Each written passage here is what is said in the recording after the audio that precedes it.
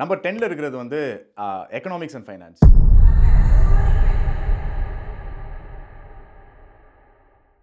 உங்களுக்கே தெரியும் யூகே வந்து எக்கனாமிக்ஸ், ஃபைனான்ஸ் அப்புறமேலா பேங்கிங் இது எல்லாத்துக்கும் ஒன் ஆஃப் த என்ன சொல்கிறது top industries in the UK இந்த இண்டஸ்ட்ரீஸ் எல்லாமே. அண்ட் இது படிக்கணும் அப்படின்னா எக்ஸ்ட்ராடினரியாக மேக்ஸ், ஸ்டாட்டிஸ்டிக்கல் ஸ்கில்ஸ் அப்புறமேலா ஃபைனான்ஷியல் சிஸ்டம்ஸ் பற்றி தெரிஞ்சிருக்கணும். இந்த மாதிரி விஷயங்கள்லாம் இருக்குன்னு வச்சுக்கோங்களேன். ஸோ இது வந்து 10th பிளேஸில் இருக்குது.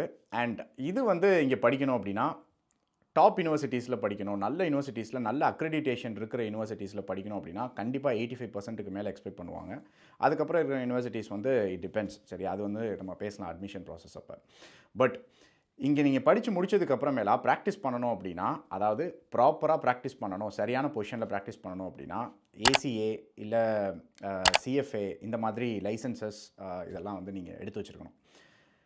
இதெல்லாம் எடுத்து வச்சிங்க அப்படின்னா சேலரி வந்து சூப்பர் டூப்பர் சேலரி. என்னடா அவ்வளோ ஈஸியாக இது படிச்சுட்டு இதெல்லாம் முடிச்சுட்டா வேலை கிடச்சிருமா அப்படின்னா, இவ்வளோ சேலரி கொடுக்குறது, இவ்வளோ காம்படிஷன் இருக்கிறது அப்படின்னாலே தெரியும்ல. It is highly competitive. So